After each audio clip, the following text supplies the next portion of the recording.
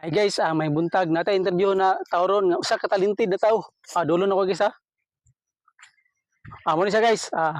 Kuya Kim, pasok.